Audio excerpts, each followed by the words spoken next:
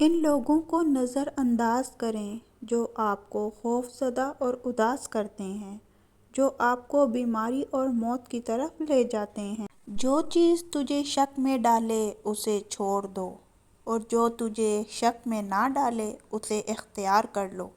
بے شک سچائی میں اطمینان ہے اور جھوٹ میں ہلاکت ہے۔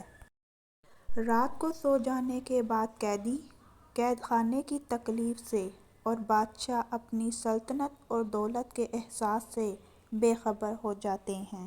بیدار کر دینے والا غم غافل کر دینے والی خوشی سے بہتر ہے۔ دل پر لگے زخم وہ جگہ ہے جہاں سے روشنی آپ میں داخل ہوتی ہے۔ تمہاری اصل ہستی تمہاری سوچ ہے، باقی صرف ہڈیاں اور گوشت ہے۔ انسان کے غصے کی وجہ اس کا غرور ہے۔ جب تک دل ٹوٹے گا نہیں، دل میں روشنی کیسے داخل ہوگی؟ جب انسان کی آنکھوں سے ندامت کے آنسو بہتے ہیں تو اس پر رب کی رحمت برستی ہے۔ آنسو وہ خون ہے جسے غم نے پانی بنا دیا۔ انسان تو پانی کے کٹورے میں بھی خدا کو دیکھتا ہے، لیکن جنہیں خدا سے محبت نہ ہو انہیں اپنا چہرہ ہی نظر آتا ہے۔